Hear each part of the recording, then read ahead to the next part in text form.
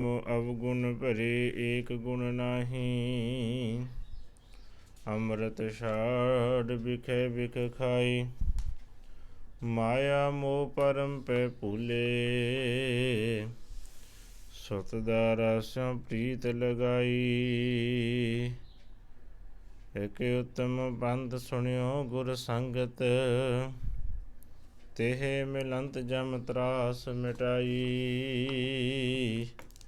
एक अरदास पाठ कीरत की। गुरु रामदास राखो शरणाई।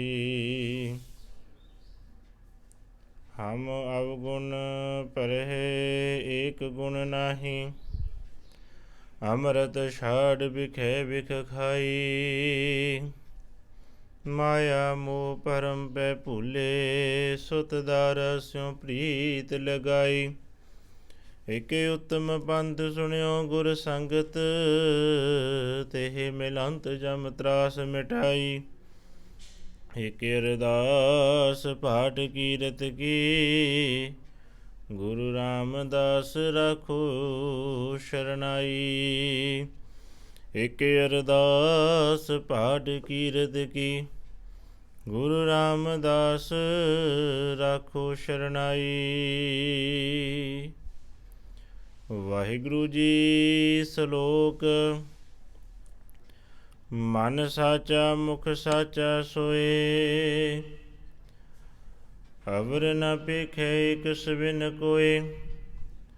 नानक ए लक्षण ब्रह्म ज्ञानी होए। मन साचा मुख साचा सोए। अवर न पेखे एक सबिन कोय। नानक लक्षण ब्रह्म ज्ञानी होए।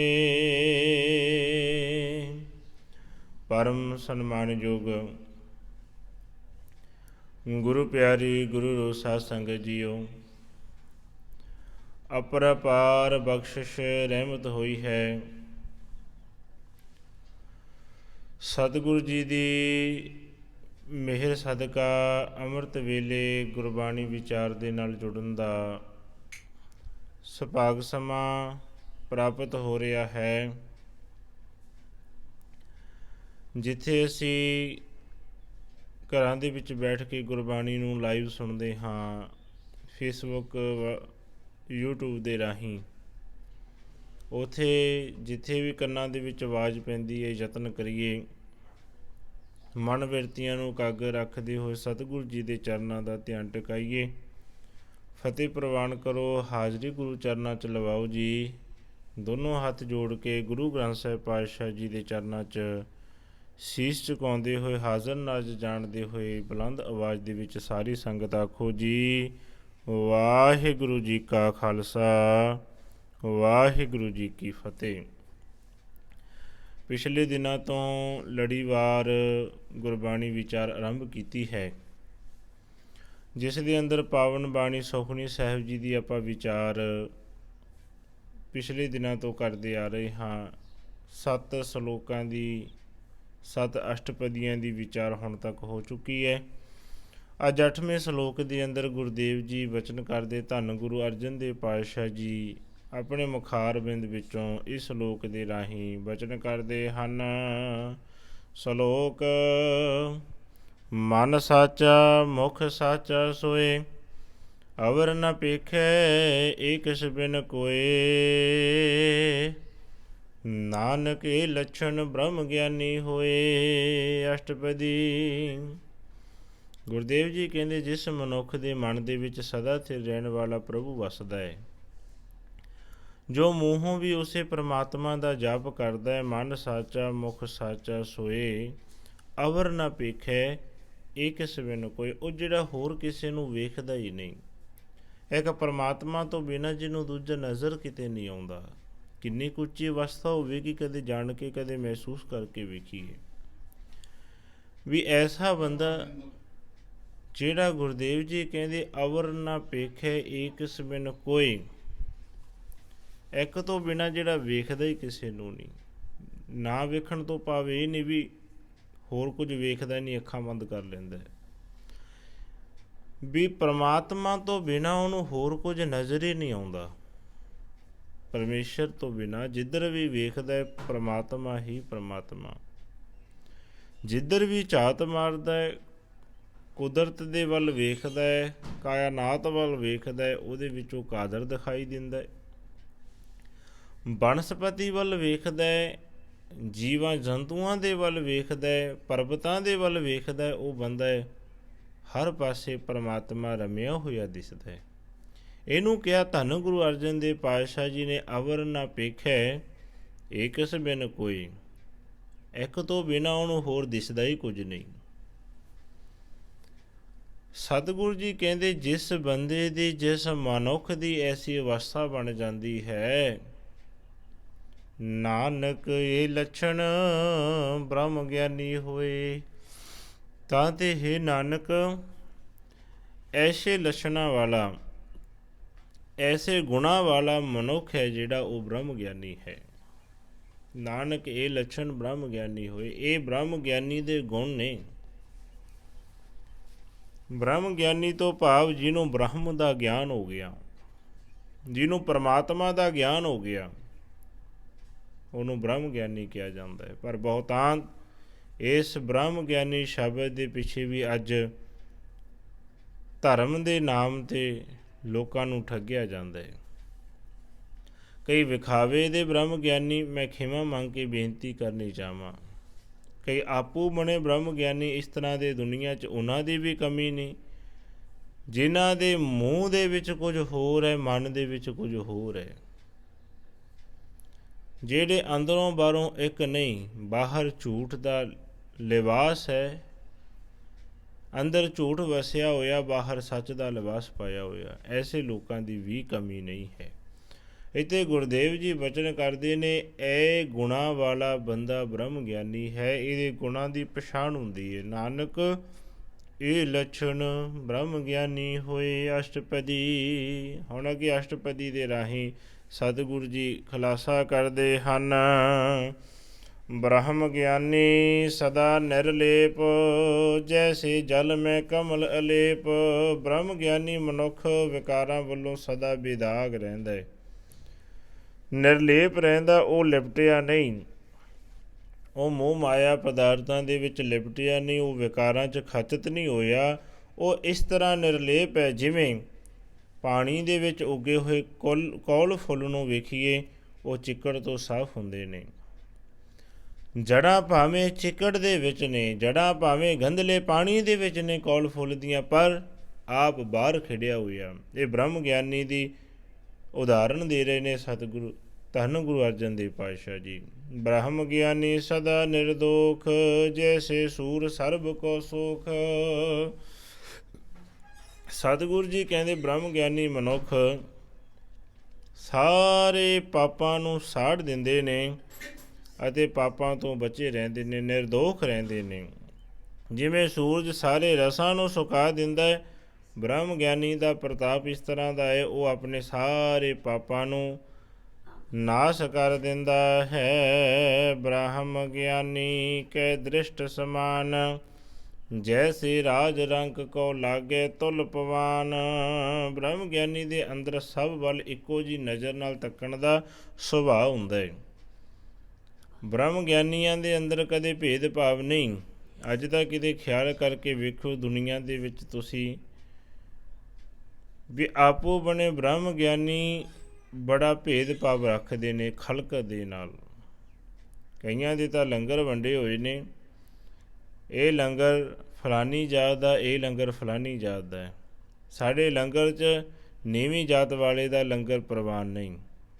ਇਸ ਤਰ੍ਹਾਂ ਦੇ ਲੋਕਾਂ ਨੂੰ ਕੀ ਕਿਹਾ ਜਾਵੇਗਾ ਜਿਨ੍ਹਾਂ ਦਾ ਜੀਵਨ ਗੁਰਬਾਣੀ ਦੇ ਮੁਤਾਬਕ ਨਹੀਂ ਟਲਿਆ।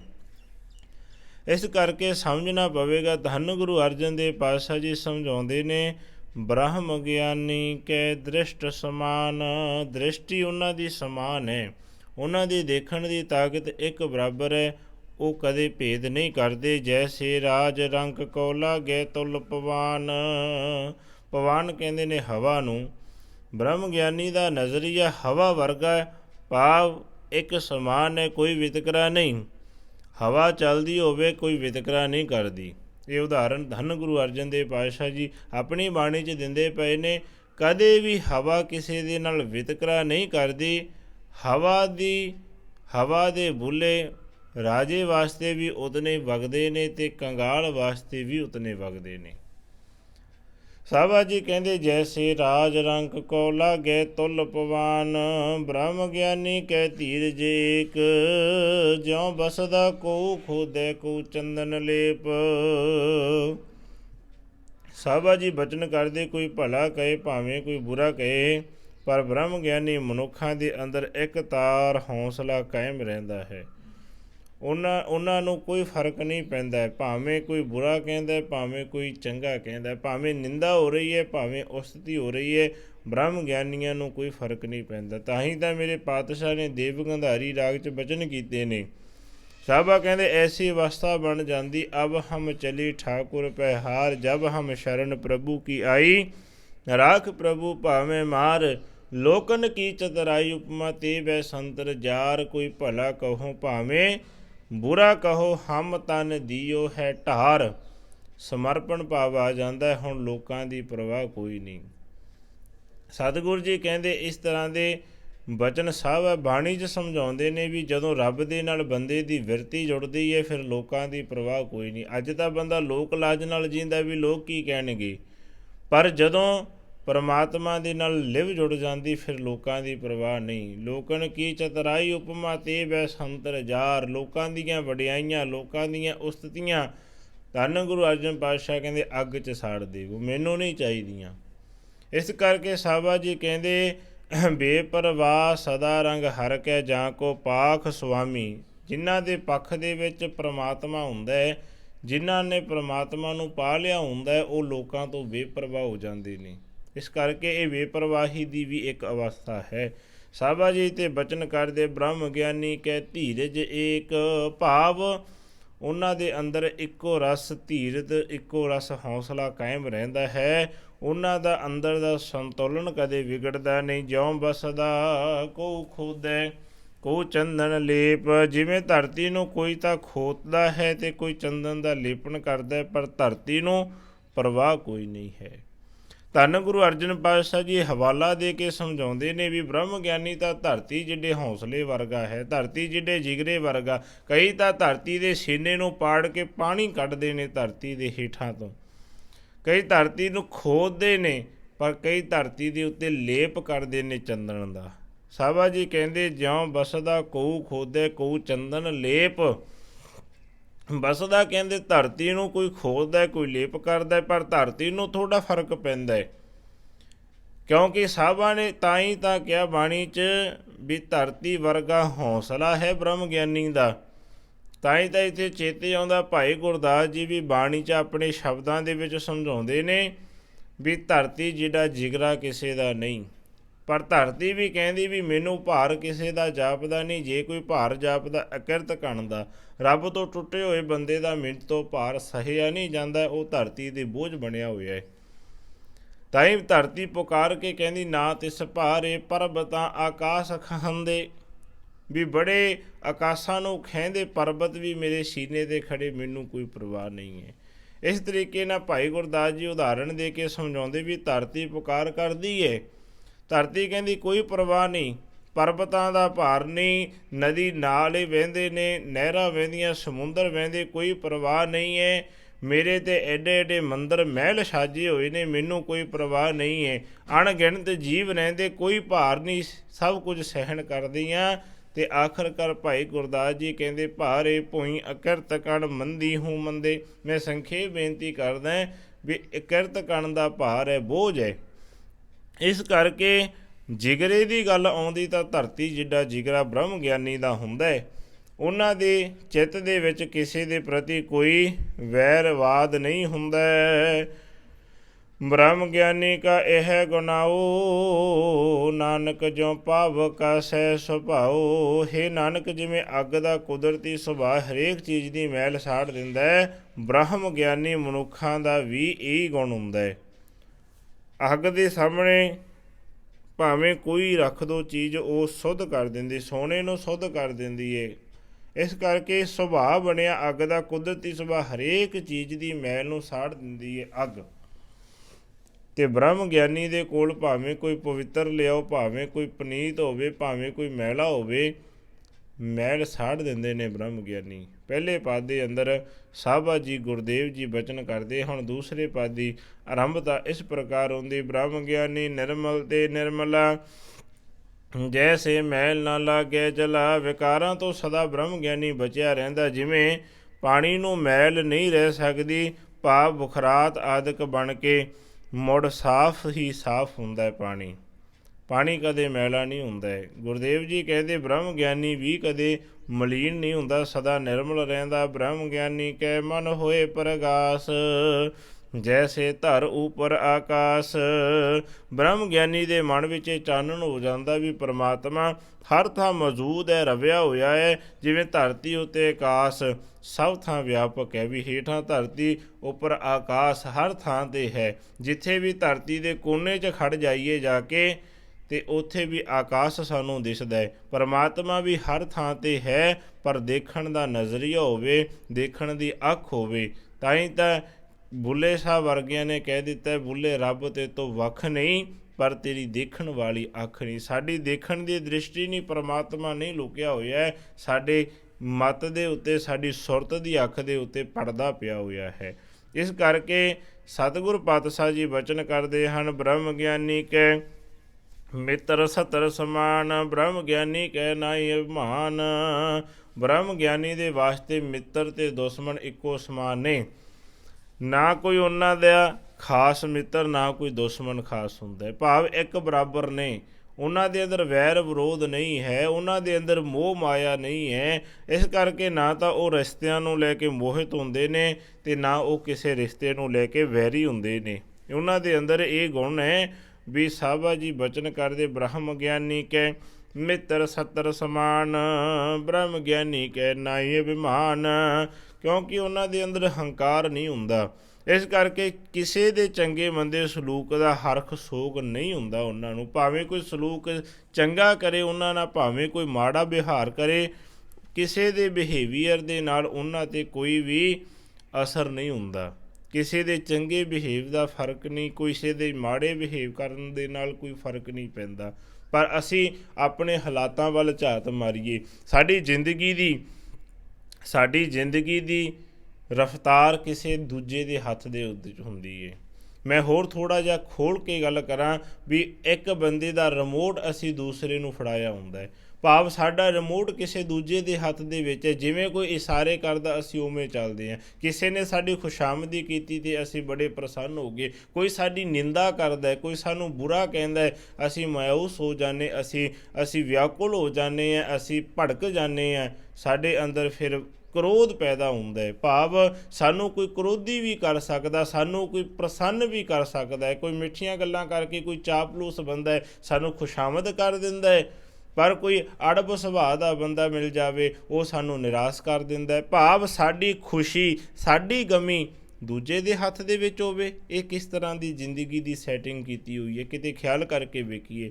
ਆਪਣੀ ਜ਼ਿੰਦਗੀ ਨੂੰ ਖੁਦ ਸੈਟਲ ਕਰੀਏ, ਆਪਣੀ ਜ਼ਿੰਦਗੀ ਨੂੰ ਖੁਦ ਅਸੀਂ ਪਲੇ ਕਰੀਏ, ਅਸੀਂ ਖੁਦ ਚਲਾਈਏ। ਭਾਵ ਸਾਡੀ ਖੁਸ਼ੀ ਗਮੀ ਦੇ ਵਿੱਚ ਦੂਸਰਾ ਕਿਸ ਤਰੀਕੇ ਦੇ ਨਾਲ ਇੰਟਰਫੇਰੈਂਸ ਕਰ ਸਕਦਾ ਹੈ, ਕਿਵੇਂ ਕੋਈ ਦੂਸਰੇ ਨੂੰ ਅਸੀਂ ਅਧਿਕਾਰ ਦਿੱਤਾ ਹੁੰਦਾ ਹੈ। ਗੁਰਦੇਵ ਜੀ ਕਹਿੰਦੇ ਬ੍ਰਹਮ ਗਿਆਨੀ ਦੀ ਅਵਸਥਾ ਵੇਖੋ, ਕਿਸੇ ਦੇ ਮਾੜੇ ਚੰਗੇ ਵਿਹਾਰ ਦਾ ਫਰਕ ਨਹੀਂ ਪੈਂਦਾ। ਕੋਈ ਚੰਗਾ ਸਲੀਕਾ ਕਰਦਾ ਤਾਂ ਵੀ ਕੋਈ ਗੱਲ ਨਹੀਂ, ਕੋਈ ਮਾੜਾ ਸਲੂਕਾ ਕਰਦਾ ਤਾਂ ਵੀ ਕੋਈ ਗੱਲ ਨਹੀਂ, ਪਰ ਸਾਡੀ ਐਸੀ ਹਾਲਤ ਨਹੀਂ।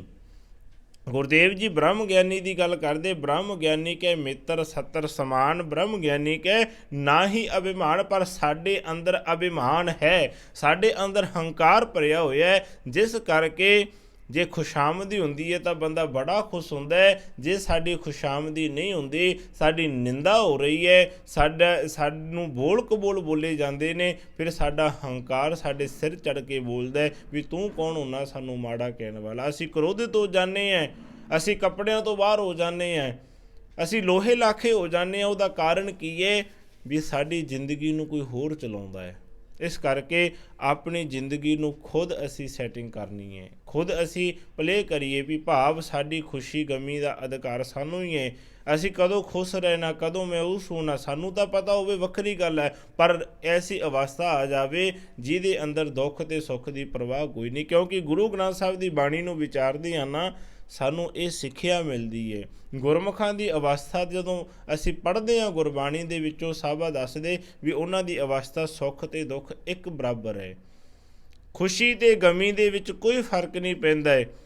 ਪਰ ਲੋਕਾਂ ਦੀ ਵੀ ਗੱਲ ਕੀਤੀ ਹੈ ਬਾਣੀ 'ਚ ਵੀ, ਲੋਕਾਂ ਦੀ ਇਸ ਤਰ੍ਹਾਂ ਦੀ ਹਾਲਤ ਹੈ ਵੀ ਕਈ ਬੰਦੇ ਮਾਇਆ ਆਉਂਦੀ ਹੈ ਬੜੇ ਖੁਸ਼ ਹੁੰਦੇ, ਕੁਝ ਮਿਲਦਾ ਪ੍ਰਾਪਤੀ ਹੁੰਦੀ ਬੜੇ ਮਾਣ ਦੇ ਨਾਲ ਹੰਕਾਰ 'ਚ ਵਿੱਚ ਪ੍ਰਸੰਨ ਹੁੰਦੇ ਨੇ ਵੀ ਸਭ ਕੁਝ ਮੈਂ ਕੀਤਾ ਹੈ, ਪਰ ਜਦੋਂ ਕੋਈ ਚਲਾ ਜਾਂਦਾ ਹੈ ਫਿਰ ਰੋਂਦੇ ਪਿੱਟਦੇ ਨੇ। ਇਸ ਕਰਕੇ ਸਾਬਾ ਜੀ ਕਹਿੰਦੇ ਮਾਟੀ ਕੋ ਪੁੱਤਰਾ ਕੈਸੇ ਨੱਚਤੇ, ਪੇਖੇ ਸੁਣੇ ਵੇਖੇ ਦੌਰਿਓ ਫਿਰਤ ਹੈ, ਜਬ ਕਛ ਪਾਵੇ ਤਬ ਗਰਭ ਕਰਤ ਹੈ, ਮਾਇਆ ਗਈ ਤਬ ਰੋਵਣ ਲਗਤ ਹੈ। ਜਦੋਂ ਕੁਛ ਆਉਂਦਾ ਖੁਸ਼ ਹੁੰਦਾ, ਜਦੋਂ ਕੁਛ ਜਾਂਦਾ ਉਦੋਂ ਰੋਂਦਾ ਪਿੱਟਦਾ ਹੈ। ਇਸ ਕਰਕੇ ਸਤਿਗੁਰੂ ਜੀ ਸਮਝਾਉਂਦੇ ਨੇ ਭਾਈ ਅਵਸਥਾ ਨੂੰ ਬਰਾਬਰ ਕਰ ਲੈ, ਆਪਣੀ ਜ਼ਿੰਦਗੀ ਦਾ ਬੈਲੈਂਸ ਬਣਾ ਕੇ ਰੱਖ, ਆਪਣੀ ਜ਼ਿੰਦਗੀ ਨੂੰ ਬਰਾਬਰ ਚਲਾ ਦੁੱਖ ਸੁੱਖ ਦੇ ਵਿੱਚ।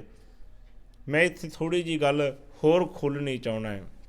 ਕਿਸੇ ਰਾਜੇ ਨੂੰ ਸਵਾਲ ਖੜਾ ਕਰਦਾ ਆਪਣੇ ਵਜ਼ੀਰ ਨੂੰ ਵੀ ਇਹ ਰਾਜਨ ਕੋਈ ਐਸੀ ਗੱਲ ਦੱਸ ਜਿਹਨੂੰ ਮੈਂ ਪੜ੍ਹਾਂ, ਦੁੱਖ ਦੇ ਵਿੱਚ ਪੜ੍ਹਾਂ ਤਾਂ ਮੈਂ ਖੁਸ਼ ਹੋ ਜਾਵਾਂ, ਜੇ ਮੈਂ ਖੁਸ਼ੀ ਦੇ ਵਿੱਚ ਪੜ੍ਹਾਂ ਤਾਂ ਮੈਂ ਦੁਖੀ ਹੋ ਜਾਵਾਂ, ਤਾਂ ਮੈਨੂੰ ਦੁੱਖ ਲੱਗੇ। ਕੋਈ ਐਸੀ ਗੱਲ ਦੱਸ, ਐਸੀ ਕੋਈ ਗੱਲ ਲਿਖ ਕੇ ਮੇਰੇ ਸਾਹਮਣੇ ਲਾ ਦੇ ਜਿਹਨੂੰ ਪੜ੍ਹਦਿਆਂ ਸਾਰ ਮੇਰੀ ਜ਼ਿੰਦਗੀ ਦਾ ਮੋੜ, ਮੇਰੀ ਜ਼ਿੰਦਗੀ 'ਚ ਮੋੜ ਆ ਜਾਵੇ। ਜੇ ਖੁਸ਼ੀ ਹੈ ਤਾਂ ਮੈਂ ਖੁਸ਼ੀ ਨੂੰ ਗਮੀ ਦੇ ਵਿੱਚ ਬਦਲਾਂ, ਜੇ ਮੈਂ ਗਮੀ ਦੇ ਵਿੱਚ ਹੈ ਤਾਂ ਮੇਰਾ ਦੁੱਖ ਦੂਰ ਹੋ ਜਾਵੇ ਅਤੇ ਮੈਂ ਖੁਸ਼ ਹੋ ਜਾਵਾਂ। ਉਹ ਵਜ਼ੀਰ ਬੜਾ ਬੁੱਧੀਮਾਨ ਸੀ, ਉਹਨੇ ਰਾਜਨ ਨੂੰ ਇੱਕ ਫੱਟੀ ਦੇ ਉੱਤੇ ਲਿਖ ਕੇ ਦਿੱਤਾ, ਇਹ ਰਾਜਨ ਦੁੱਖ ਅਤੇ ਸੁੱਖ ਦੇ ਸਮੇਂ ਦੋਨੇ ਵਕਤ ਪੜ੍ਹ ਸਕਦਾ ਹੈ, ਇਹ ਜਿਹੜੀ ਮੈਂ ਲਾਈਨ ਲਿਖ ਕੇ ਦੇਵਾਂਗਾ ਦੋਨੇ ਟਾਈਮ ਪੜ੍ਹ ਸਕਦਾ। ਉਹ ਲਾਈਨ ਕਿਹੜੀ ਸੀ, ਉਹਨੇ ਲਿਖ ਕੇ ਦੇ ਦਿੱਤਾ ਫੱਟੀ ਦੇ ਉੱਤੇ ਵੀ ਇਹ ਵਕਤ ਸਦਾ ਨਹੀਂ ਰਹਿਣਾ। ਇੱਕ ਪੰਕਤੀ ਨੂੰ ਪੜ੍ਹਨ ਸਾਰ ਰਾਜਾ ਬੜਾ ਹੈਰਾਨ ਹੋ ਗਿਆ, ਦੁੱਖ ਦੇ ਵਿੱਚ ਪੜ੍ਹਦਾ ਤਾਂ ਉਹ ਲਾਈਨ ਨੂੰ ਰਿਪੀਟ ਕਰਦਾ ਵੀ ਇਹ ਸਮਾਂ ਟੇਕੇ ਨਹੀਂ ਰਹੇਗਾ, ਇਹ ਸਮਾਂ ਸਦਾ ਨਹੀਂ ਰਹੇਗਾ। ਰਾਜਾ ਖੁਸ਼ ਹੋ ਜਾਂਦਾ ਵੀ ਦੁੱਖ ਹੈ ਇਹ ਵੀ ਚਲਾ ਜਾਵੇਗਾ। ਖੁਸ਼ੀ ਦੇ ਵਿੱਚ ਪੜ੍ਹਦਾ ਇਹ ਸਮਾਂ ਸਦਾ ਨਹੀਂ ਰਹਿਣਾ, ਇਹ ਸਮਾਂ ਹਮੇਸ਼ਾ ਨਹੀਂ ਰਹਿਣਾ, ਭਾਵ ਇਹ ਖੁਸ਼ੀ ਵੀ ਇੱਕ ਦਿਨ ਚਲੀ ਜਾਵੇਗੀ। ਕਿੱਡੀ ਵੱਡੀ ਸਿੱਖਿਆ ਦੀ ਗੱਲ ਹੈ। ਜੇ ਖੁਸ਼ੀ ਆਈ ਹੈ ਇਹ ਵੀ ਸਦਾ ਨਹੀਂ ਰਹਿਣੀ, ਇਹ ਵੀ ਦੁੱਖ ਆਉਂਦਿਆਂ ਸਮਾਂ ਨਹੀਂ ਲੱਗਦਾ। ਇਹ ਖੁਸ਼ੀ ਦੇ ਪਿੱਛੇ ਵੀ ਦੁੱਖ ਲੁਕਿਆ ਹੁੰਦਾ ਹੈ, ਅਤੇ ਅੱਜ ਦੁਖੀ ਹੁੰਦਾ ਹੈ ਬੰਦਾ, ਇਹਦੇ ਅੱਗੇ ਵੀ ਖੁਸ਼ੀ ਖੜੀ ਹੁੰਦੀ ਹੈ, ਪਰ ਅਸੀਂ ਆਪਣੇ ਬੈਲੈਂਸ ਨੂੰ ਬਣਾ ਕੇ ਰੱਖਣਾ ਹੁੰਦਾ ਹੈ। ਦੁੱਖ ਅਤੇ ਸੁੱਖ ਤਾਂ ਕੱਪੜੇ ਕਿਹਾ ਬਾਣੀ ਦੇ ਵਿੱਚ ਵੀ ਸੁੱਖ ਦੁੱਖ ਦੋਏ ਦਰ ਕੱਪੜੇ ਪਹਿਰੇ ਜਾਏ ਮਨੁੱਖ, ਵੀ ਬੰਦਾ ਜਿਵੇਂ ਕੱਪੜੇ ਚੇਂਜ ਕਰਦਾ ਤਨ ਦੇ ਉੱਤੇ, ਇਸ ਤਰ੍ਹਾਂ ਦੁੱਖ ਅਤੇ ਸੁੱਖ ਦੇ ਕੱਪੜੇ ਹੰਢਾਉਂਦਾ, ਕਦੇ ਦੁੱਖ ਪਾਉਂਦਾ ਕਦੇ ਸੁੱਖ ਪਾਉਂਦਾ। ਇਹੀ ਜ਼ਿੰਦਗੀ ਦੇ ਹਾਲਾਤ ਨੇ ਨਾ, ਖਿਆਲ ਕਰਕੇ ਵੇਖੀਏ, ਕਦੇ ਖੁਸ਼ੀ ਆ ਜਾਂਦੀ ਹੈ ਕਦੇ ਦੁੱਖ ਆ ਜਾਂਦਾ ਹੈ, ਕਦੇ ਮਾਹੌਲ ਘਰਾਂ 'ਚ ਇਸ ਤਰ੍ਹਾਂ ਦਾ ਬਣਦਾ ਵੀ ਸਾਰੇ ਖੁਸ਼ ਹੁੰਦੇ ਨੇ, ਪਰ ਕਦੇ ਮਾਹੌਲ ਇਸ ਤਰ੍ਹਾਂ ਦਾ ਬਣਦਾ ਵੀ ਸਾਰੇ ਦੁਖੀ ਹੋ ਜਾਂਦੇ ਨੇ। ਗੁਰਬਾਣੀ ਦੇ ਵਿੱਚ ਇਹੀ ਸਮਝਾਇਆ ਜਾਂਦਾ ਹੈ ਵੀ ਬ੍ਰਹਮ ਗਿਆਨੀ ਵੱਲ ਝਾਤ ਮਾਰ ਕੇ ਦੇਖ। ਸੁਖਮਨੀ ਸਾਹਿਬ ਦੇ ਅੰਦਰ ਪਾਤਸ਼ਾਹ ਕਹਿੰਦੇ ਵੀ ਬ੍ਰਹਮ ਗਿਆਨੀ ਤਾਂ ਐਸੇ ਨਿਰਲੇਪ ਹੋ ਗਏ, ਬ੍ਰਹਮ ਗਿਆਨੀ ਤਾਂ ਐਸੇ ਦ੍ਰਿਸ਼ਟੀ ਨੂੰ ਸਮਾਨ ਬਣਾ ਲੈਂਦੇ, ਬਰਾਬਰ ਬਣਾ ਲੈਂਦੇ ਵੀ ਹੁਣ ਦੁੱਖ ਅਤੇ ਸੁੱਖ ਦਾ ਫਰਕ ਕੋਈ ਨਹੀਂ ਰਹਿੰਦਾ। ਸਾਹਿਬਾ ਜੀ ਅੱਗੇ ਬਚਨ ਕਰਦੇ ਹਨ, ਬ੍ਰਹਮ ਗਿਆਨੀ ਊਚ ਤੇ ਉੱਚਾ, ਮਨ ਆਪਣੇ ਹੈ ਸਭ ਤੇ ਨੀਚਾ। ਬ੍ਰਹਮ ਗਿਆਨੀ ਆਤਮਿਕ ਅਵਸਥਾ ਦੇ ਵਿੱਚ ਬੜਾ ਉੱਚਾ ਹੈ, ਪਰ ਮਨ ਕਰਕੇ ਆਪਣੇ ਆਪ ਨੂੰ ਨੀਵਾਂ ਜਾਣਦਾ। ਮਨ ਆਪਣੇ ਹੈ ਸਭ ਤੇ ਨੀਚਾ, ਵੀ ਮੈਂ ਸਾਰਿਆਂ ਤੋਂ ਨੀਵਾਂ, ਪਰ ਆਤਮਿਕ ਅਵਸਥਾ ਬੜੀ ਉੱਚੀ ਹੁੰਦੀ ਹੈ। ਬ੍ਰਹਮ ਗਿਆਨੀ ਦੀ ਗੱਲ ਕਰੀਏ, ਹੁਣ ਗੁਰੂ ਨਾਨਕ ਪਾਤਸ਼ਾਹ ਵੀ ਬ੍ਰਹਮ ਗਿਆਨੀ ਨੇ। ਗੁਰੂ ਨਾਨਕ ਪਾਤਸ਼ਾਹ ਨੂੰ ਦੇਖਦੇ ਹਾਂ ਜ਼ਿੰਦਗੀ ਦੇ ਵਿੱਚ ਆਤਮਿਕ ਅਵਸਥਾ ਬੜੀ ਉੱਚੀ ਹੈ, ਪਰ ਜਦੋਂ ਗੁਰਬਾਣੀ 'ਚ ਪੜ੍ਹਿਆ ਜਾਂਦਾ ਹੈ, ਹੁਣ ਮਨ ਦੇਖੀਏ ਗੁਰੂ ਨਾਨਕ ਪਾਤਸ਼ਾਹ ਦਾ ਬੜਾ ਨੀਵਾਂ ਹੈ। ਤਾਂ ਹੀ ਤਾਂ ਮੇਰੇ ਪਾਤਸ਼ਾਹ ਨੇ ਆਪਣੇ ਆਪ ਨੂੰ ਨੀਚ ਕਹਿ ਦਿੱਤਾ ਨਾ, ਵੀ ਮਨ ਨੀਵਾਂ, ਆਪਣੇ ਆਪ ਨੂੰ ਨੀਵਾਂ ਰੱਖਿਆ। ਤਾਂ ਹੀ ਗੁਰੂ ਨਾਨਕ ਪਾਤਸ਼ਾਹ ਜੀ ਆਪਣੇ ਆਪ ਨੂੰ ਕਹਿ ਰਹੇ, ਨਾਨਕ ਮੂਰਖ ਇੱਕ ਗੱਲ ਹੋਰ ਹਉਮੈ ਚੱਖਣਾ ਚਾਖ। ਆਪਣੇ ਆਪ ਨੂੰ ਮੂਰਖ ਕਹਿ ਦਿੱਤਾ ਹੈ। ਇਹ ਕਿੰਨਾ ਕੁ ਨੀਵਾਂਪਣ ਹੋਵੇਗਾ ਮਨ ਦਾ, ਕਿੰਨਾ ਕੁ ਨੀਵਾਂਪਣ ਹੈ, ਕਿੰਨੀ ਕੁ ਨਿਮਰਤਾ, ਕਿੰਨਾ ਕੁ ਨਿਮਾਣਾਪਣ ਹੈ। ਕਦੇ ਝਾਤ ਮਾਰ ਕੇ ਦੇਖੀਏ ਗੁਰੂ ਨਾਨਕ ਪਾਤਸ਼ਾਹ ਦੇ ਜੀਵਨ 'ਤੇ, ਕਦੇ ਗੁਰਬਾਣੀ 'ਚੋਂ ਪੜ੍ਹ ਕੇ ਦੇਖੀਏ ਬਾਬੇ ਨਾਨਕ ਨੂੰ, ਸਾਨੂੰ ਪਤਾ ਲੱਗਦਾ ਹੈ। ਸਤਿਗੁਰੂ ਜੀ ਕਹਿੰਦੇ ਨੇ, ਹਮ ਨਹੀਂ ਚੰਗੇ ਬੁਰਾ ਨਹੀਂ ਕੋਏ। ਕਦੇ ਅਸੀਂ ਇਹ ਜ਼ਿੰਦਗੀ ਦੇ ਵਿੱਚ ਗੱਲਾਂ ਲੈ ਕੇ ਆਉਂਦੀਆਂ ਨਹੀਂ। ਕਦੇ ਬੰਦੇ ਨੇ ਕਿਹਾ ਵੀ ਮੈਂ ਨਹੀਂ ਚੰਗਾ, ਬੁਰਾ ਕੋਈ ਨਹੀਂ। ਕਦੇ ਕਿਹਾ ਕਿਸੇ ਨੇ ਸਿੱਧੇ ਸ਼ਬਦਾਂ 'ਚ, ਬੰਦਾ ਕਹਿੰਦਾ ਵੀ ਮੈਂ ਚੰਗਾ, ਮੈਨੂੰ ਕੋਈ ਚੰਗਾ ਦਿਸਦਾ ਨਹੀਂ। ਸਾਡੀ ਇਸ ਤਰ੍ਹਾਂ ਦੀ ਹਾਲਤ ਬਣੀ ਹੋਈ ਹੈ, ਆਪਣੇ ਆਪ ਨੂੰ ਮਾੜਾ ਕਹਿਣ ਵਾਸਤੇ ਕੋਈ ਤਿਆਰ ਨਹੀਂ ਅਤੇ ਦੂਜੇ ਨੂੰ ਚੰਗਾ ਕਹਿਣ ਵਾਸਤੇ ਤਿਆਰ ਨਹੀਂ। ਪਰ ਬਾਬੇ ਨਾਨਕ ਨੇ ਬਾਣੀ 'ਚ ਕਿਹਾ, ਹਮ ਨਹੀਂ ਚੰਗੇ ਬੁਰਾ ਨਹੀਂ ਕੋਏ, ਪ੍ਰਣਵਤ ਨਾਨਕ ਤਾਰੇ ਸੋਏ। ਇਸ ਕਰਕੇ ਸਾਨੂੰ ਇਹਨਾਂ ਗੱਲਾਂ ਨੂੰ ਜੀਵਨ ਦੇ ਵਿੱਚ ਹੰਡਾਉਣਾ ਪਵੇਗਾ। ਬ੍ਰਹਮ ਗਿਆਨੀ ਸੇ ਜਨ ਭਏ, ਨਾਨਕ ਜਿਨ ਪ੍ਰਭ ਆਪ ਕਰੇ। ਗੁਰਦੇਵ ਜੀ ਕਹਿੰਦੇ ਉਹ ਮਨੁੱਖ ਬ੍ਰਹਮ ਗਿਆਨੀ ਬਣਦੇ ਨੇ, ਹੇ ਨਾਨਕ, ਜਿਨ੍ਹਾਂ ਨੂੰ ਪ੍ਰਮਾਤਮਾ ਆਪ ਬਣਾਉਂਦਾ ਹੈ। ਬ੍ਰਹਮ ਗਿਆਨੀ ਸਗਲ ਕੀ ਰੀਨਾ, ਆਤਮ ਰਸ ਬ੍ਰਹਮ ਗਿਆਨੀ ਚੀਨਾ। ਤੀਸਰੇ ਪਦ ਦੀ ਆਰੰਭਤਾ ਹੋ ਰਹੀ ਹੈ। ਗੁਰਦੇਵ ਕਹਿੰਦੇ ਬ੍ਰਹਮ ਗਿਆਨੀ ਸਾਰੇ ਬੰਦਿਆਂ ਦੀ ਪੈਰਾਂ ਦੀ ਖਾਕ ਹੋ ਕੇ ਰਹਿੰਦਾ, ਭਾਵ ਹਮੇਸ਼ਾ ਨਿਮਰਤਾ ਦੇ ਵਿੱਚ ਰਹਿੰਦਾ ਹੈ। ਬ੍ਰਹਮ ਗਿਆਨੀ ਸਗਲ ਕੀ ਰੀਨਾ, ਆਤਮ ਰਸ ਬ੍ਰਹਮ ਗਿਆਨੀ ਚੀਨਾ। ਅਤੇ ਬ੍ਰਹਮ ਗਿਆਨੀ ਨੇ ਆਤਮਿਕ ਆਨੰਦ ਨੂੰ ਪਛਾਣ ਲਿਆ। ਚੀਨਾ ਦਾ ਭਾਵ ਪਛਾਣਨਾ, ਆਤਮ ਰਸ ਨੂੰ ਪਛਾਣ ਲਿਆ ਹੁੰਦਾ ਹੈ। ਬ੍ਰਹਮ ਗਿਆਨੀ ਕੀ ਸਭ ਉਪਰ ਮਇਆ, ਬ੍ਰਹਮ ਗਿਆਨੀ ਤੇ ਕਛ ਬੁਰਾ ਨਾ ਭਇਆ। ਗੁਰਦੇਵ ਕਹਿ ਰਹੇ ਬ੍ਰਹਮ ਗਿਆਨੀ ਦੀ ਸਭ ਉੱਤੇ ਖੁਸ਼ੀ ਹੁੰਦੀ ਹੈ, ਕਿਸੇ 'ਤੇ ਨਾਰਾਜ਼ਗੀ ਨਹੀਂ ਹੁੰਦੀ। ਅਤੇ ਬ੍ਰਹਮ ਗਿਆਨੀ ਸਭ ਦੇ ਨਾਲ ਹੱਸਦੇ ਨੇ, ਖਿੜੇ ਮੱਥੇ ਰਹਿੰਦੇ ਹਨ। ਬ੍ਰਹਮ ਗਿਆਨੀ ਤੇ ਕਛ ਬੁਰਾ ਨਾ ਪਿਆ, ਅਤੇ ਉਹ ਕੋਈ ਮੰਦਾ ਕੰਮ ਨਹੀਂ ਕਰਦਾ, ਕੋਈ ਬੁਰਾ ਕਰਮ ਨਹੀਂ ਕਮਾਉਂਦਾ। ਬ੍ਰਹਮ ਗਿਆਨੀ ਸਦਾ ਸਮਦਰਸੀ, ਬ੍ਰਹਮ ਗਿਆਨੀ ਦੀ ਦ੍ਰਿਸ਼ਟੀ ਹੈ ਜਿਹੜੀ ਸਮ ਹੋ ਜਾਂਦੀ ਹੈ। ਬ੍ਰਹਮ ਗਿਆਨੀ ਕੀ ਦ੍ਰਿਸ਼ਟ ਅੰਮ੍ਰਿਤ ਬਰਸੀ, ਬ੍ਰਹਮ ਗਿਆਨੀ ਦੀ ਦ੍ਰਿਸ਼ਟੀ ਦੇ ਵਿੱਚੋਂ ਅੰਮ੍ਰਿਤ ਵਰਸਦਾ ਹੈ, ਅੰਮ੍ਰਿਤ ਦੀ ਵਰਖਾ ਹੁੰਦੀ ਹੈ। ਬ੍ਰਹਮ ਗਿਆਨੀ ਬੰਧਨ ਤੇ ਮੁਕਤਾ, ਬ੍ਰਹਮ ਗਿਆਨੀ ਕੀ ਨਿਰਮਲ ਜੁਗਤਾ, ਬ੍ਰਹਮ ਗਿਆਨੀ ਬੰਧਨਾਂ ਤੋਂ ਮੁਕਤ ਹੋ ਜਾਂਦਾ ਹੈ। ਬ੍ਰਹਮ ਗਿਆਨੀ ਦੀ ਜੀਵਨ ਦੀ ਜੁਗਤੀ ਹੈ ਜਿਹੜੀ, ਜੀਵਨ ਦੀ ਚਾਲੀ ਹੈ ਜਿਹੜੀ, ਉਹ ਨਿਰਮਲ ਹੋ ਜਾਂਦੀ ਹੈ। ਬ੍ਰਹਮ ਗਿਆਨੀ ਕਾ ਭੋਜਨ ਗਿਆਨ, ਨਾਨਕ ਬ੍ਰਹਮ ਗਿਆਨੀ ਕਾ ਬ੍ਰਹਮ ਕੇ ਧਿਆਨ। ਤੀਸਰੇ ਪਦ ਦੇ ਵਿੱਚ ਪਾਤਸ਼ਾਹ ਆਖਰਕਾਰ ਕਹਿੰਦੇ ਨੇ ਵੀ ਬ੍ਰਹਮ ਗਿਆਨੀ ਦਾ ਜਿਹੜਾ ਭੋਜਨ ਹੈ ਉਹ ਕਿਹੜਾ ਹੁੰਦਾ ਹੈ? ਰੱਬੀ ਗਿਆਨ। ਰੱਬੀ ਗਿਆਨ ਨੂੰ ਉਹਨਾਂ ਨੇ ਜੀਵਨ ਦੀ ਖੁਰਾਕ ਬਣਾਈ ਹੋਈ ਹੈ, ਇਹਦੇ ਨਾਲ ਹੀ ਜਿਉਂਦੇ ਨੇ। ਅਸਲ ਉਹਨਾਂ ਦੀ ਖੁਰਾਕ ਇਹ ਹੈ, ਭਾਵ ਰੱਬ ਦੇ ਗਿਆਨ ਤੋਂ ਬਿਨਾਂ ਉਹ ਜਿਉਂਦੇ ਨਹੀਂ ਰਹਿੰਦੇ। ਅਤੇ ਹੇ ਨਾਨਕ, ਬ੍ਰਹਮ ਗਿਆਨੀ ਦੀ ਸੁਰਤ ਜਿਹੜੀ ਹੈ, ਧਿਆਨ ਜਿਹੜਾ ਹੈ, ਸਦਾ ਅਕਾਲ ਪੁਰਖ ਪਰਮਾਤਮਾ ਦੇ ਵਿੱਚ ਜੁੜਿਆ ਰਹਿੰਦਾ ਹੈ। ਬ੍ਰਹਮ ਗਿਆਨੀ ਕੀ ਏਕ ਉਪਰ ਆਸ, ਬ੍ਰਹਮ ਗਿਆਨੀ ਕਾ ਨਹੀਂ ਵਿਨਾਸ਼। ਬ੍ਰਹਮ ਗਿਆਨੀ ਦੀ ਇੱਕ ਉੱਤੇ ਆਸ ਹੈ, ਇੱਕ ਰੱਬ ਦੇ ਉੱਤੇ ਭਰੋਸਾ ਹੈ, ਅਤੇ ਭਾਵ ਬ੍ਰਹਮ ਗਿਆਨੀ ਦੀ ਉੱਚੀ ਅਵਸਥਾ ਦਾ ਕਦੇ ਵੀ ਨਾਸ ਨਹੀਂ ਹੁੰਦਾ। ਬ੍ਰਹਮ ਗਿਆਨੀ ਕੈ ਗਰੀਬੀ ਸਮਾ, ਬ੍ਰਹਮ ਗਿਆਨੀ ਪਰ ਉਪਕਾਰ ਉਮਾ। ਬ੍ਰਹਮ ਗਿਆਨੀ ਦੇ ਹਿਰਦੇ ਦੇ ਵਿੱਚ ਸਦਾ ਗਰੀਬੀ ਰਹਿੰਦੀ ਹੈ, ਭਾਵ ਅੰਦਰ ਹਲੀਮੀ ਹੈ, ਅੰਦਰ ਨਿਮਰਤਾ ਹੈ, ਅੰਦਰ ਹੰਕਾਰ ਨਹੀਂ, ਅੰਦਰ ਕੋਈ ਅਭਿਮਾਨ ਨਹੀਂ ਹੁੰਦਾ ਹੈ, ਕਿਉਂਕਿ ਕੋਈ ਲੋਭ ਨਹੀਂ, ਕੋਈ ਲਾਲਚ ਨਹੀਂ, ਕੋਈ ਹੰਕਾਰ ਨਹੀਂ, ਅੰਦਰ ਸਦਾ ਗਰੀਬੀ ਹੈ। ਬ੍ਰਹਮ ਗਿਆਨੀ ਕੈ ਹਿਰਦੈ ਗਰੀਬੀ ਬਸਾ ਸਮਾਹਾ, ਬ੍ਰਹਮ ਗਿਆਨੀ ਪਰ ਉਪਕਾਰ ਉਮਾਹਾ। ਅਤੇ ਸਦਾ ਉਹ ਪਰ ਉਪਕਾਰੀ ਰਹਿੰਦੇ ਨੇ, ਭਲਾਈ ਕਰਨ ਦੇ ਸਦਾ ਚਾਅ ਦੇ ਵਿੱਚ ਰਹਿੰਦੇ ਨੇ। ਉਮਾ ਦਾ ਭਾਵ ਹੁੰਦਾ ਚਾਉ, ਸਦਾ ਉਹਨਾਂ ਨੂੰ ਪਰਉਪਕਾਰ ਕਰਨ ਦਾ ਚਾਅ ਰਹਿੰਦਾ ਹੈ। ਬ੍ਰਹਮ ਗਿਆਨੀ ਕੈ ਨਾਹੀ ਧੰਦਾ, ਬ੍ਰਹਮ ਗਿਆਨੀ ਲੈ ਧਾਵਤ ਬੰਦਾ। ਬ੍ਰਹਮ ਗਿਆਨੀ ਦੇ ਮਨ ਦੇ ਵਿੱਚ ਮਾਇਆ ਦਾ ਜੰਜਾਲ ਨਹੀਂ ਵਿਆਪਦਾ, ਕਿਉਂਕਿ ਉਹ ਭਟਕਦੇ ਮਨ ਨੂੰ ਕਾਬੂ ਕਰਕੇ ਮਾਇਆ ਵੱਲੋਂ ਰੋਕ ਸਕਦਾ ਹੈ। ਇਸ ਕਰਕੇ ਸਤਿਗੁਰੂ ਜੀ ਬਚਨ ਕਰਦੇ ਹਨ, ਬ੍ਰਹਮ ਗਿਆਨੀ ਕੈ ਹੋਏ ਸੋ ਭਲਾ, ਬ੍ਰਹਮ ਗਿਆਨੀ ਸੁਫਲ ਫਲਾ। ਜੋ ਕੁਝ ਪ੍ਰਭੂ ਵੱਲੋਂ ਹੁੰਦਾ, ਬ੍ਰਹਮ ਗਿਆਨੀ ਨੂੰ ਆਪਣੇ ਮਨ ਦੇ ਵਿੱਚ ਭਲਾ ਪ੍ਰਤੀਤ ਹੁੰਦਾ ਹੈ, ਭਾਵ ਰੱਬ ਦੇ ਨਾਲ ਕੋਈ ਉਲਾਂਭਾ ਨਹੀਂ। ਜੋ ਕੁਝ ਪਰਮਾਤਮਾ ਵੱਲੋਂ ਹੁੰਦਾ ਚੰਗਾ ਜਾਣਦੇ ਨੇ ਵੀ ਮੇਰੀ ਭਲਾਈ ਵਾਸਤੇ ਹੋਇਆ ਹੈ।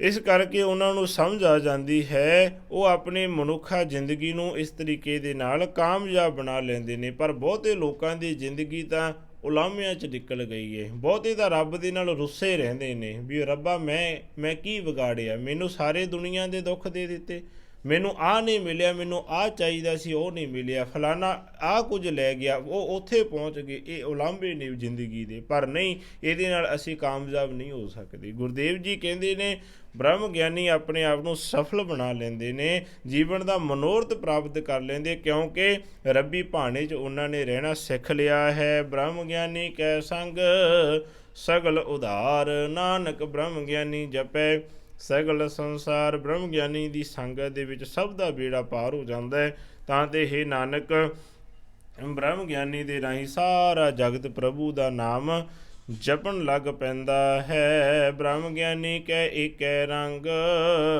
ਬ੍ਰਹਮ ਗਿਆਨੀ ਕੈ ਬਸੈ ਪ੍ਰਭ ਸੰਗ। ਹੁਣ ਪੰਜਵੇਂ ਪਦ ਦੀ ਆਰੰਭਤਾ ਹੋ ਰਹੀ ਹੈ। ਗੁਰਦੇਵ ਬਚਨ ਕਰਦੇ ਨੇ ਵੀ ਬ੍ਰਹਮ ਗਿਆਨੀ ਦੇ ਹਿਰਦੇ 'ਚ ਸਦਾ ਇੱਕ ਪ੍ਰਮਾਤਮਾ ਦਾ ਪਿਆਰ ਟਿਕਿਆ ਹੁੰਦਾ ਹੈ।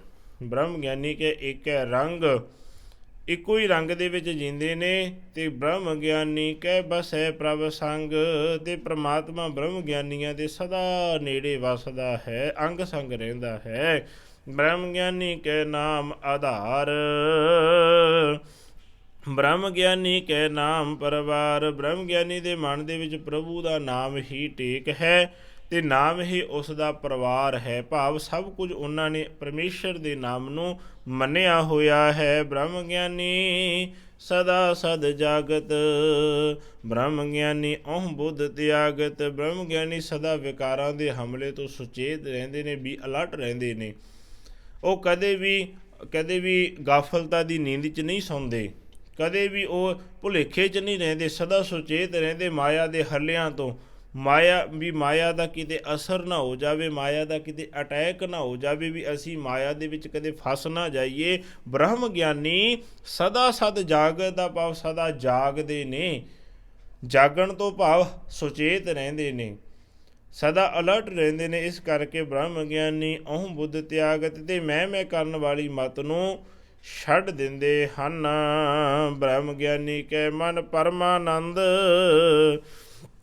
ਬ੍ਰਹਮ ਗਿਆਨੀ ਕੈ ਘਰ ਸਦਾ ਆਨੰਦ। ਬ੍ਰਹਮ ਗਿਆਨੀ ਦੇ ਮਨ ਦੇ ਵਿੱਚ ਉੱਚੇ ਸੁੱਖ ਦਾ ਮਾਲਕ ਅਕਾਲ ਪੁਰਖ ਵਸਦਾ ਹੈ। ਪਰਮਾਨੰਦ ਪਰਮਾਤਮਾ ਹੀ ਹੈ ਨਾ, ਉਹਨਾਂ ਦੇ ਮਨ ਦੇ ਵਿੱਚ ਵਸਦਾ, ਅਤੇ ਉਹਨਾਂ ਦੇ ਹਿਰਦੇ ਘਰ ਦੇ ਵਿੱਚ ਸਦਾ ਖੇੜਾ ਰਹਿੰਦਾ ਹੈ। ਬ੍ਰਹਮ ਗਿਆਨੀ ਸੁਖ ਸਹਿਜ ਨਿਵਾਸ, ਨਾਨਕ ਬ੍ਰਹਮ ਗਿਆਨੀ ਕਾ ਨਹੀਂ ਵਿਨਾਸ਼। ਗੁਰਦੇਵ ਜੀ ਬਚਨ ਕਰਦੇ ਬ੍ਰਹਮ ਗਿਆਨੀ ਮਨੁੱਖ ਹੈ ਜਿਹੜਾ, ਉਹ ਸੁੱਖ ਅਤੇ ਸ਼ਾਂਤੀ ਦੇ ਵਿੱਚ ਟਿਕਿਆ ਰਹਿੰਦਾ ਹੈ। ਤਾਂ ਤੇ ਇਹ ਨਾਨਕ ਬ੍ਰਹਮ ਗਿਆਨੀ ਦੀ ਉੱਚੀ ਆਤਮਿਕ ਅਵਸਥਾ ਦਾ ਕਦੇ ਵੀ ਨਾਸ ਨਹੀਂ ਹੋ ਸਕਦਾ। ਬ੍ਰਹਮ ਗਿਆਨੀ ਬ੍ਰਹਮ ਕਾ ਬੇਤਾ, ਬ੍ਰਹਮ ਗਿਆਨੀ ਏਕ ਸੰਗ ਹੇਤਾ। ਹੁਣ ਇੱਥੇ ਸਾਹਿਬਾ ਜੀ ਬਚਨ ਕਰਦੇ ਨੇ ਵੀ ਛੇਵੇਂ ਪਦ ਦੇ ਵਿੱਚ ਬਚਨ ਕਰਦੇ ਨੇ ਵੀ ਬ੍ਰਹਮ ਗਿਆਨੀ ਬ੍ਰਹਮ ਕਾ ਬੇਤਾ। ਬ੍ਰਹਮ ਗਿਆਨੀ ਅਕਾਲ ਪੁਰਖ ਦਾ ਮਹਿਰਮ ਬਣ ਜਾਂਦਾ ਹੈ, ਅਤੇ ਏਕ ਸੰਗ ਹਿਤਾ ਦਾ ਭਾਵ ਉਹ ਇੱਕ ਪ੍ਰਮਾਤਮਾ ਦੇ ਨਾਲ ਹੀ ਪਿਆਰ ਕਰਦਾ ਹੈ। ਬ੍ਰਹਮ ਗਿਆਨੀ ਕੈ ਹੋਏ ਅਚਿੰਤ, ਬ੍ਰਹਮ ਗਿਆਨੀ ਕਾ ਨਿਰਮਲ ਮੰਤ। ਬ੍ਰਹਮ ਗਿਆਨੀ ਦੇ ਮਨ ਦੇ ਵਿੱਚ ਸਦਾ ਬੇਫਿਕਰੀ ਰਹਿੰਦੀ ਹੈ, ਕੋਈ ਫਿਕਰ ਨਹੀਂ, ਕੋਈ ਚਿੰਤਾ ਨਹੀਂ, ਕੋਈ ਝੋਰਾ ਨਹੀਂ। ਹੁਣ ਖਿਆਲ ਕਰੀਏ ਕਿੰਨੀ ਕੁ ਸੋਹਣੀ ਅਵਸਥਾ ਹੋਵੇਗੀ ਜ਼ਿੰਦਗੀ ਦੀ। ਬੰਦਾ ਤਾਂ ਉੱਠਦਾ ਵੀ ਸੌਂਦਾ ਵੀ ਸਦਾ ਚਿੰਤਾ 'ਚ ਗਰਸਿਆ ਰਹਿੰਦਾ ਹੈ, ਸੌਂਦਾ ਹੋਇਆ ਵੀ ਸੁੱਤਾ ਹੋਇਆ ਵੀ, ਜਦੋਂ ਸੌਣ ਲੱਗਦਾ ਉਦੋਂ ਵੀ ਸੋਚਦਾ ਰਹਿੰਦਾ ਕੀ ਬਣੇਗਾ, ਕੱਲ੍ਹ ਨੂੰ ਕੀ ਹੋਵੇਗਾ, ਆਉਣ ਵਾਲੇ ਸਮੇਂ 'ਚ ਕੀ ਹੋਵੇਗਾ। ਕਈ ਤਾਂ ਆਹ ਸਮੇਂ ਨੂੰ ਵੇਖ ਕੇ ਡੋਲੀ ਜਾਂਦੇ ਨੇ, ਇਹ ਕਰਫਿਊ ਲੱਗਿਆ ਹੋਇਆ ਸਾਰੇ ਪਾਸੇ, ਇਹ ਲੋਕਡਾਊਨ ਹੋਇਆ ਪਿਆ, ਘਰੋਂ ਨਿਕਲਣਾ ਬੰਦ ਹੋਇਆ, ਪਤਾ ਨਹੀਂ ਕਦੋਂ ਅਸੀਂ ਕੀ ਕਰਾਂਗੇ, ਇਸੀ ਚਿੰਤਾ ਦੇ ਵਿੱਚ ਫਸਿਆ। ਪਰ ਬ੍ਰਹਮ ਗਿਆਨੀ ਕੈ ਹੋਏ ਅਚਿੰਤ, ਉਹ ਸਦਾ ਅਚਿੰਤ ਨੇ, ਕਦੇ ਚਿੰਤਾ ਦੇ ਵਿੱਚ ਨਹੀਂ, ਕਦੇ ਫਿਕਰ ਨਹੀਂ।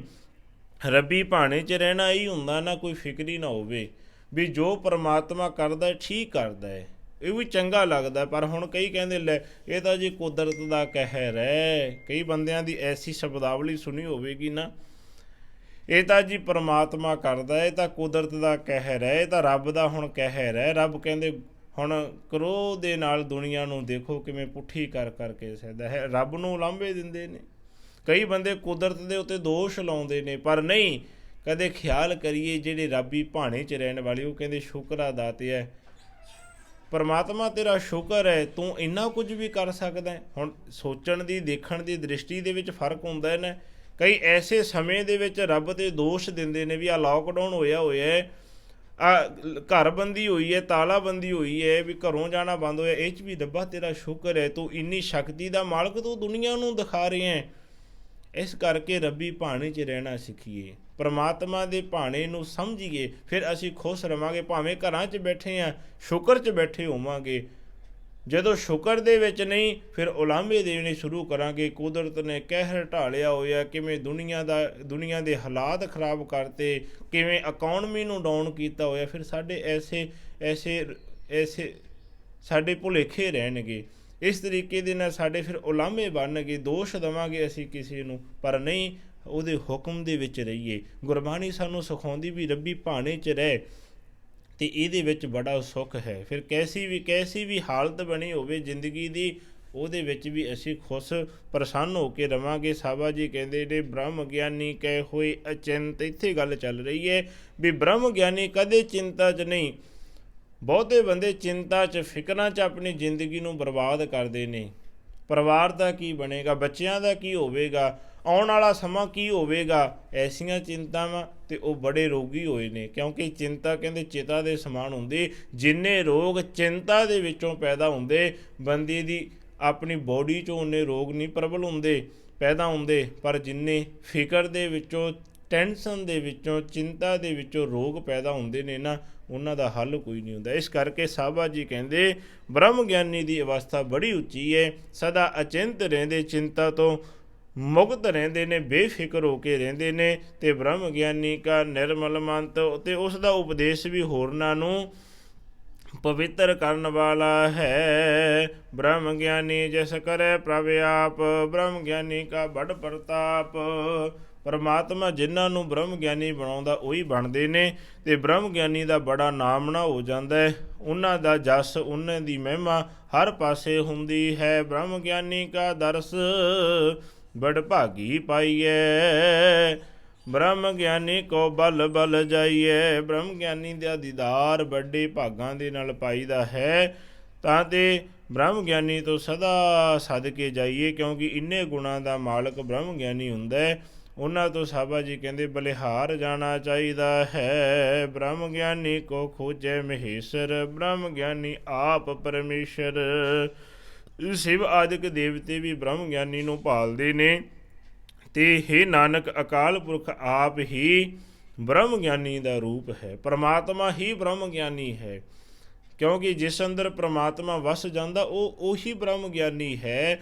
ਭਾਵ ਉਹ ਮਨੁੱਖ ਜਿਹੜਾ ਪੂਰਨ ਹੋ ਜਾਂਦਾ ਹੈ ਸ਼ੁਭ ਗੁਣਾਂ ਦੇ ਵਿੱਚ, ਰੱਬੀ ਗੁਣਾਂ ਦੇ ਵਿੱਚ, ਉਹ ਪਰਮਾਤਮਾ ਦਾ ਰੂਪ ਹੈ। ਸਾਬਾ ਕਹਿੰਦੇ ਨਾਨਕ ਬ੍ਰਹਮ ਗਿਆਨੀ ਆਪ ਪਰਮੇਸ਼ਰ, ਆਪ ਪਰਮਾਤਮਾ ਬ੍ਰਹਮ ਗਿਆਨੀ ਹੈ। ਬ੍ਰਹਮ ਗਿਆਨੀ ਕੀ ਕੀਮਤ ਨਾਹੀਂ, ਬ੍ਰਹਮ ਗਿਆਨੀ ਕੇ ਸਗਲ ਮਨ ਮਾਹੇ। ਬ੍ਰਹਮ ਗਿਆਨੀ ਦੀ ਕੋਈ ਕੀਮਤ ਨਹੀਂ ਹੁੰਦੀ, ਸਾਰੇ ਹੀ ਗੁਣ ਬ੍ਰਹਮ ਗਿਆਨੀ ਦੇ ਅੰਦਰ ਹੁੰਦੇ ਹਨ।